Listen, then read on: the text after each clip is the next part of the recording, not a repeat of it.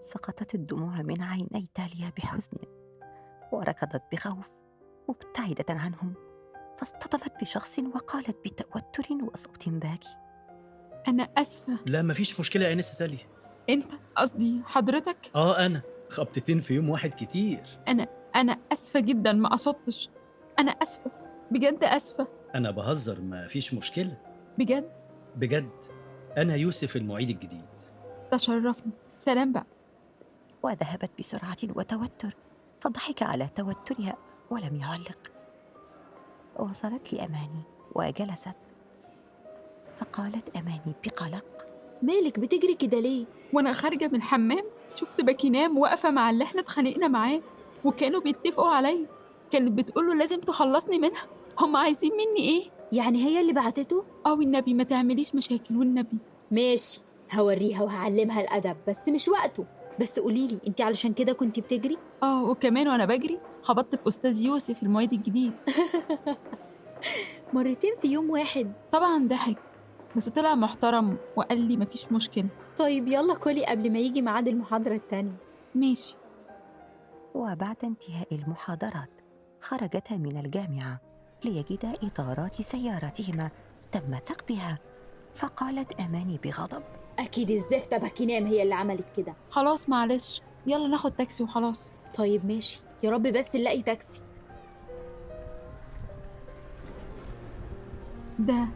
ده مطر. ثم أمسكت كف أماني، سحبتها لداخل الجامعة، وأماني تحاول طمأنتها ولكن لا تستطيع. صعدت بها السلم، وأول مكتب دخلته وأغلقته بقوة ليفزع يوسف. في إيه؟ معلش يا أستاذ يوسف، هنخرج حاضر، بس المطر يقف. في إيه؟ أنا مش فاهم حاجة. مالها؟ هي كويسة؟ لا، ماما، محمد، لا ما حصلهمش حاجة. سيبوهم. لا بابا، لا، حرام عليكم، سيبوهم. لا. احتضنتها أماني وهي تربط على شعرها بحنان لتهدأ، ويوسف ينظر لهما بدهشة. ثم قام بطلب عصير ليمون لتاليا، وقال يوسف بصوت هادئ: أنسة تالية، أنسة تالية، أنت كويسة؟ الحمد لله. الحمد لله. اتفضلي. شكرا. العفو. أنا آسفة قوي إني دخلت المكتب كده، بس كان لازم أحمي نفسي أنا وأماني. ما تتأسفيش، مفيش مشكلة، بس تحموا نفسكم من مين؟ ولا حاجة، شكرا لحضرتك على العصير. سلام بقى. يلا يا أماني. أسفين مرة تانية يا أستاذ يوسف. سلام. وأمسكت كف تاليا وذهبتا واستقلتا سيارة أجرة ركباها للوصول للمنزل، وهو ينظر لهما من نافذة مكتبه وعلى وجهه تعبير غامض.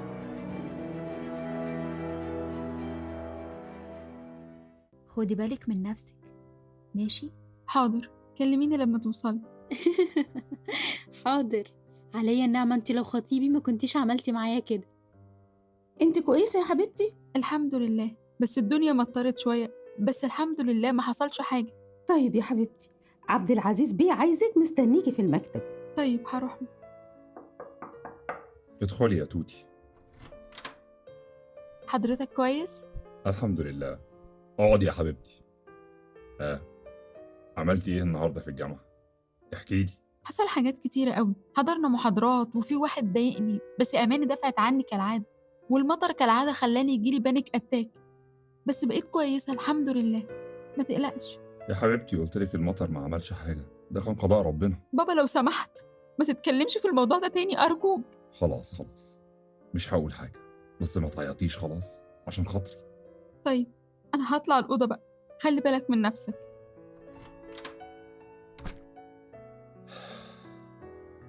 يا عيني يا بنتي، انا لازم اشوف لها حل، لازم.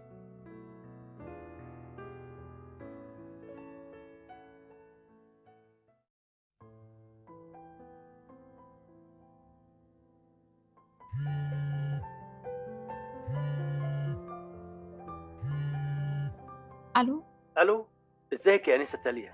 كويسه دلوقتي؟ الحمد لله. مين حضرتك؟ أنا يوسف المعيد الجديد. حضرتك جبت رقمي منين؟ من الملف بتاعك. طب حضرتك عايز إيه؟ مفيش، كنت بس بطمن عليكي. أصل بصراحة شكلك كان مش طبيعي. وحضرتك تقلق عليا ليه؟ نعم؟ حضرتك اطمنت أهو سلام، ولو سمحت ما تتصلش تاني وامسح رقمي عشان ما تعودش أكلم رجالة ما أعرفهمش في التليفونات. حضرتك باين عليك محترم بس برضه ما يصحش. آسفة لو كنت قللت الذوق في الكلام، بس أنا صريحة وما بحبش أكتب. آسف لو كنت أزعجتك، أنا بس كنت بطمن عليكي. وأنا آسفة لو كنت قللت الذوق في الكلام. لا أبدا، سلام. سلام.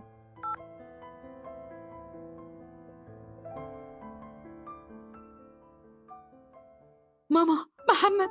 خلاص يا حبيبتي ما تخافيش، ده كابوس. نفس الحلم يجيلي، نفس الحلم، ليه ما بنساش ليه؟ بس يا حبيبتي بطلي عياط، احنا جنبك وعمرنا ما هنسيبك ابدا. ما تخافيش يا ماما، أنا بقيت كويسة الحمد لله.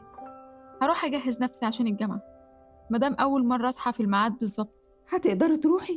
انا بقول يعني تغيبي احسن. لا أنا كويسة الحمد لله، ما تقلقيش عليا. أنا هروح أخد شاور وأجهز نفسي. خلاص يا حبيبتي، اللي يريحك. ربنا يخليكي ليا. ويخليكي ليا يا حبيبتي.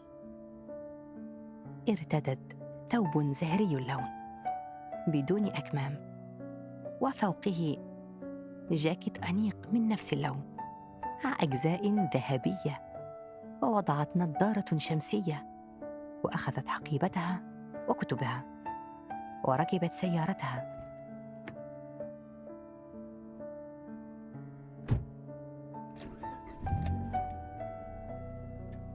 واتصلت بأماني.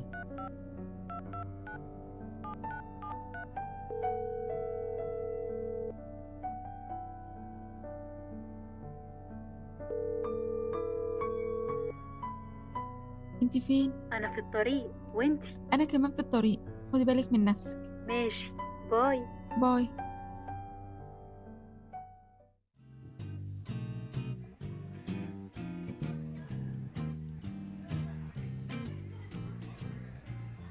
نسيت أقولك، أستاذ يوسف اتصل بيا امبارح. بجد؟ وطي صوتك هتفضحينا.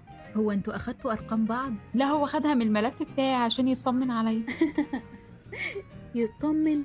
ده واضح إنه متأثر قوي. على فكرة الموضوع مش اللي في دماغك، وبعدين أنا قلت له يمسح الرقم وما يتصلش تاني. يا نهار أبيض، انتي فقرية ليه؟ واحد جنتلمان ومتأثر وعايز يطمن، تقومي تكبسيه كده؟ حرام عليكي. عشان ما يصحش أكلم حد ما أعرفوش، وإنتي عارفة إني ما بحبش أتعرف على حد جديد عشان بتوتر. يا واد انت يا متوتر. بس بقى بيتفرجوا علينا. ماشي خلاص، بس هنشوف هتعملي ايه بعد كده. الدكتور دخل، بس بقى عشان ما يطردناش. ماشي يا مكسوفة هاني، بس فكري في الراجل المتأثر. ماشي.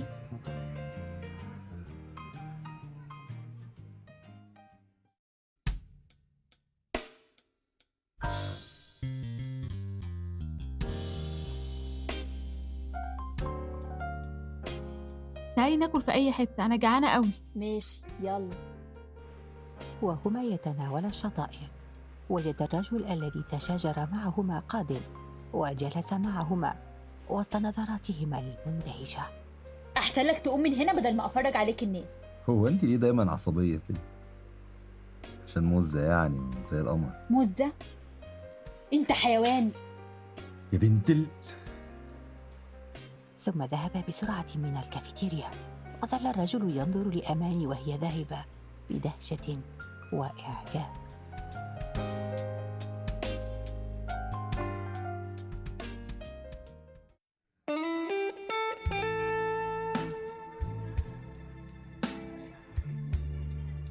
لو سمحت يا أستاذ، ممكن تشرح لي حاجة ما فهمتهاش؟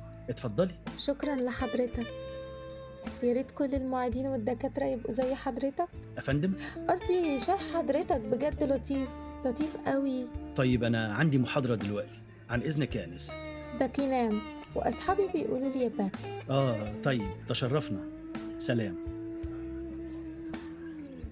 مالك متنحة كده ليه؟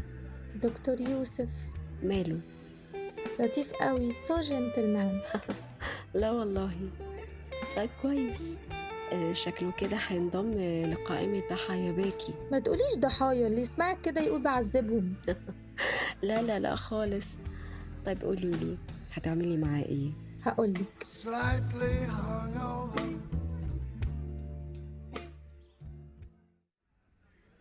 توتي، المتأثر مستني اعتذار، لازم تعتذريله. لا مش هعتذر لحد أنا، وركزي في المحاضرة بقى بدل ما يطردني.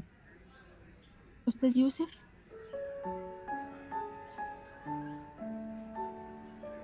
ازيك يا انسه تاليا؟ كويسه دلوقتي؟ الحمد لله. أنا كنت عايزة أعتذر لحضرتك عن الطريقة اللي كنت كلمت حضرتك بيها امبارح في التليفون، بس أنا ما بحبش أكذب، أنا عمري ما كلمت حد غريب في التليفون. أنا آسفة إن كنت قللت الذوق مع حضرتك. انا مش متضايق، مفيش حاجه. بجد مش متضايق. بجد. حضرتك محترم قوي. عن إذنك. هو ده اللي ما بعتذرش لحد؟ ويا بنت الرئة اللي كنت فيها دي، حضرتك محترم قوي، بجد مش متضايق. توتي بقولك ايه، ما تيجي نروح نعمل شوبينج دلوقتي؟ أمال هنذاكر المحاضرات إمتى؟ يا بنتي؟ احنا دايما بنذاكر اول باول، يعني مش هيتراكم علينا حاجات كتيرة. يلا بقى. ماشي، بس هتصل بماما وأقول لها. ماشي.